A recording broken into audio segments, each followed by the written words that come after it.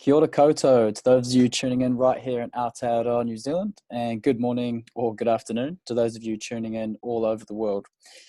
Before I get started, I just wanted to say a huge thank you to the Zero Waste team for bringing this all together and for bringing us all together and organising such an amazing event. I guess it's truly incredible what we've been able to achieve with technology, and I'm stoked to be presenting to you guys today. Although I do normally do these things in person because it can be a little bit more interactive. But yeah, so just bear with some of the things, a few rhetorical questions where obviously you won't be able to answer, nor will I be able to see your engagement.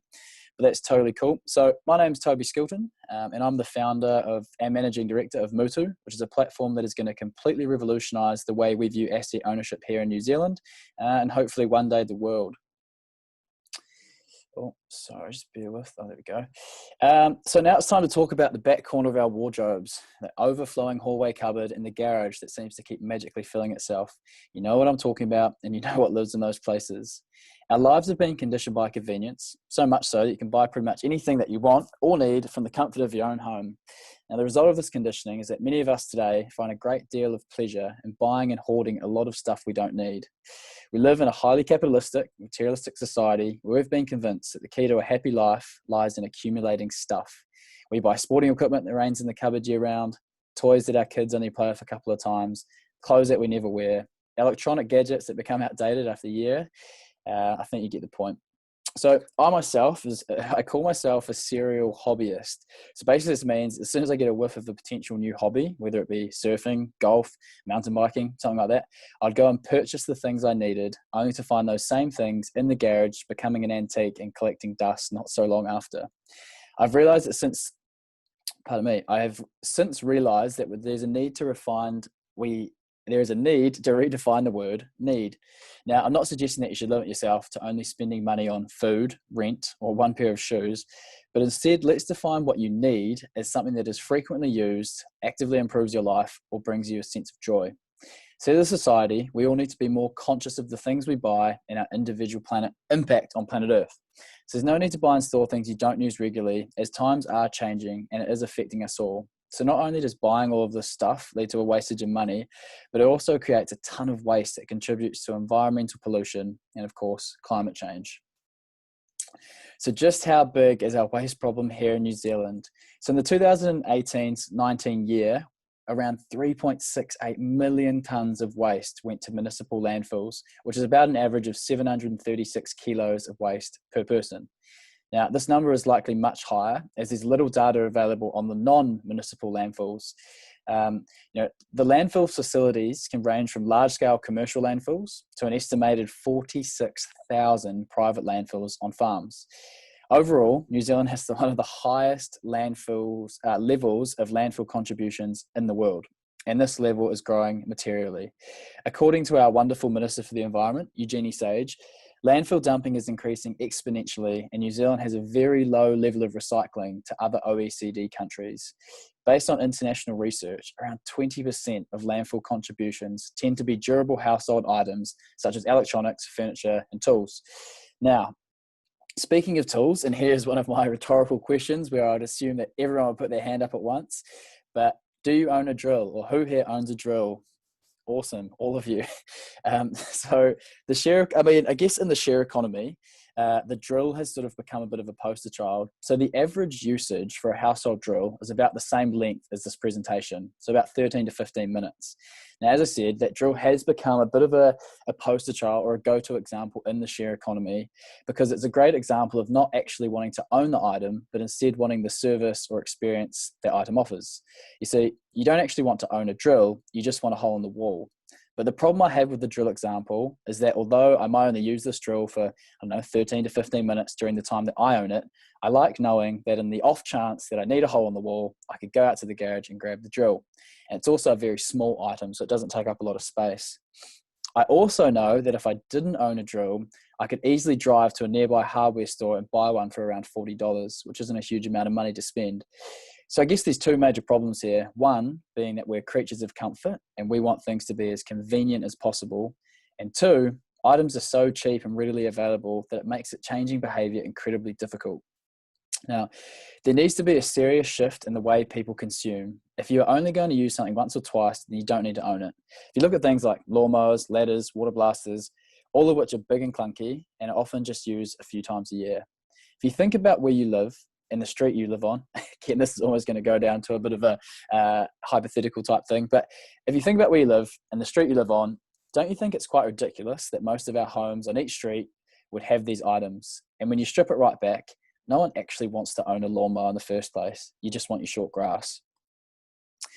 But consumption behavior is changing. So the pandemic has meant that people have become more frugal, and there is a real resurgence in care for the environment and sharing resources. Thanks to the sharing economy, there are now more ways than ever to gain access to the things you need without having to actually buy them, as well as being able to make a bit of money by sharing the things you own and how they're used.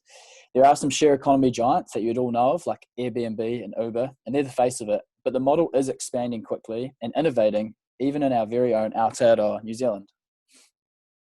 So the rise of collaborative consumption.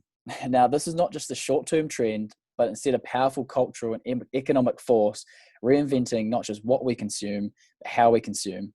So if you think about it, our world has been wired to share, and sharing is happening at phenomenal rates, whether this be in our neighborhoods, offices, schools, even a Facebook network, transport. You can share meals, experiences, the list goes on. If you dial the clock right back, when we used to share and cooperate, and we had been doing so for thousands of years, whether it was hunting in packs or farming in cooperatives, then all of a sudden this big system called hyperconsumption came along, and we built up these fences around us and created our own little systems. We found ourselves in this hyperconsumption culture where, because of the cost and convenience, it just made sense to own things, even if you aren't going to use them that often. Then when the garages become full and you want newer or shinier pieces of equipment, you would go and dump a bunch of perfectly good items in the landfill. But things are changing. It's not all doom and gloom, don't worry. The digital natives, or Gen Y, are growing up sharing. Now, this can be anything from files, knowledge, technology, data, and it's become second nature to them. And technology is enabling trust between strangers, as we now live in a global digital village where we can mimic the ties that used to happen face to face, but on a huge scale.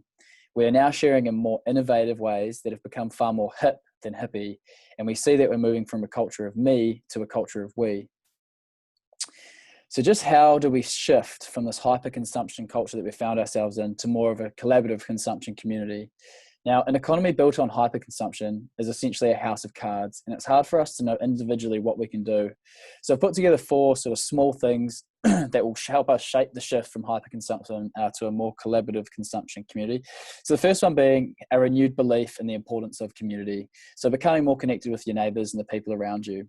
And we actually saw this a lot here in New Zealand during lockdown. There was a real resurgence of care. People were getting to know and understand who their neighbours were and looking to help and support them in any way possible. And this is especially evident for potentially our older generation who were far more vulnerable at the time. The second one being there needs to be a torrent of peer-to-peer social networks in real time. So we've been quite lucky with this. Obviously, and again, if you look at something like COVID-19, the huge spike in usage of things like Zoom and Slack, Microsoft Teams. Obviously, you've got Facebook and Instagram, TikTok that have always been there. And now, of course, Mutu. And don't worry, I will get to explaining what Mutu actually is. The third one being pressing unresolved environmental concerns. So I guess you've got things like the Paris Climate Agreement. We're now seeing seeing actually in real life just what's happening to the planet and our sort of direct result of manufacturing rates and dumping things to landfill. I'm sure the rest of the world is similar, but in New Zealand, our landfill contributions are growing at a truly uncontrollable rate. And the last one, and I hate to ride or piggyback off COVID-19, but a global event that fundamentally shocks consumer behavior. Now, COVID-19 is a massive one. You see, the Airbnb was born out of the global recession. So, I think it's very timely, unfortunately, but sometimes it does take a big shock to the system to create true change. So, in order for this to work, we need to be able to share resources without compromising our lifestyle or our freedoms. I talked to you guys earlier about the drill example, making things, also cost effective, but also convenient. No one wants to have to drive, 30 minutes across town to pick up a drill when you could just own one for $40. So essentially, our relationship with things is changing, and it is far less tangible. So We don't want to own a drill. We just want a hole in the wall. We don't want to own a lawnmower. We just want short grass. You don't want to own stuff, but you just want the need or the experience it fulfills. So we're looking now to create a world where usage trumps possessions, or where access is better than ownership. So what actually is Mutu, and how can it help? So as I've talked about, in New Zealand, we have a real problem with waste and also hyperconsumptions. Millions of Kiwi homes are filled with expensive items that have been purchased and hardly used. Now, this could be anything from a bike, kayak, drill, water blaster, kitchen appliances, the list will go on. But we've created a way for Kiwis to make money by sharing their gear when they aren't using it. Where on the other side, we allow Kiwis who don't want the hassle and burden of ownership to get access to whatever they need, whenever they need it, by borrowing it as opposed to buying. So we do this with our community marketplace app, which allows people to seamlessly rent, lend, hire and share almost anything. Now, unlike traditional hire and rental companies, which can be an expensive, time-consuming and paper-heavy process, we provide a simple, social and sustainable platform for Kiwis to share everyday items that would otherwise be collecting dust or discarded as solid landfill. So I wanted to run you through just a few of the benefits of Mutu. So essentially, we're providing Kiwis with a share economy platform that facilitates the lending, renting, reuse and repair of everyday items that would otherwise be laying idle or sent to landfill. Now, sharing economy platforms like Mutu will have a material impact on landfill reduction, CO2 and greenhouse gas emissions, as well as the water quality caused by landfill runoff and waste disposal. Now, there's many benefits for our platform, but some of them include being a tool that will help with behavioural change through the education of Kiwis on the benefits of using the share economy, to also positively influence consumption habits, which is critical to help combat the waste challenges we face as a nation. Second one being a share economy tool in New Zealand that provides equitable and sustainable access to affordable goods.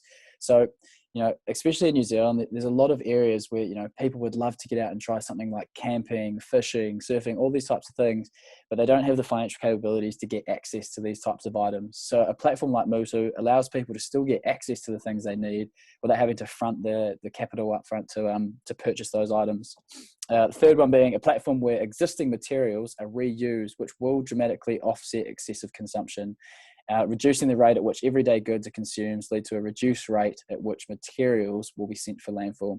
Now, that's pretty obvious, right? If people are using the existing materials that are in play, they'll know there'll be a dramatic decrease in the rate at which things are being manufactured. And the last one that I put was a tool that slows down the rate for which items are consumed through sharing the items that you're only using a few times a year. So this way, this one's quite simple, keeping your items rather than contributing to the growing landfill challenges in New Zealand. Now, I believe we're in a period where we're waking up from this homogenous dream of emptiness and waste, and we're about to take a leap to create a more sustainable system built to serve our innate needs for community and collaboration. It will be referred to as a movement, or what we want to call the Mutu movement. When society faced with great challenges made a seismic shift from individuals getting and spending towards a rediscovery of collective consumption for good. So I'm on a mission to make sharing cool, because I really believe it can disrupt outdated models of business and to help us leapfrog over wasteful forms of hyper-consumption and teach us when enough really is enough. To wrap things up, when you stop buying things you don't need, you reduce your individual impact on planet Earth, you will have more money and you won't get that sinking feeling when you look at your bank account. By borrowing the things you need, you also have all this extra money that can be used for outsourcing tasks that make you miserable. You could get your groceries delivered, you could hire a house cleaner, you could take your car through the car wash. I mean, you're going to have more money to pay off the debt that's stressing you out and bulk up your travel fund. Now, that is obviously when the world gets to normal. Travel domestically. So we need to work together to change our attitudes towards ownership by encouraging communities to share instead of buying. Now, there's no need to buy and store things you don't use regularly when you could Mutu them instead. So let me ask you this. Do you really want to own a lawnmower, or do you just want short grass? So that is all for my presentation. I do really appreciate you taking the time to listen and for tuning in. Obviously doing it via Zoom, we're quite lucky to be able to come together this way. It would have been awesome to have been able to speak to you in person and hopefully see a few hands raised for some of the rhetorical questions. If you like what Mutu is about and you want to be involved, if you're here in New Zealand, the app's completely free to download. So just head to the App Store and you can download it on Google or iOS devices. Also, alternatively, if you're overseas, if you just head to our website, www.mutu.co.nz, you can jump on and download the app from there, which shouldn't be a problem. And if you want to get in touch with me, search me on LinkedIn, Toby Skilton. I've got my email address here, and of course my phone number. So again, yeah, thank you very much for tuning in. I hope you enjoy the rest of the Impact Summit. And yeah, look forward to hopefully connecting with a few of you more and changing the way we view asset ownership. Awesome. Kia ora. Thank you very much.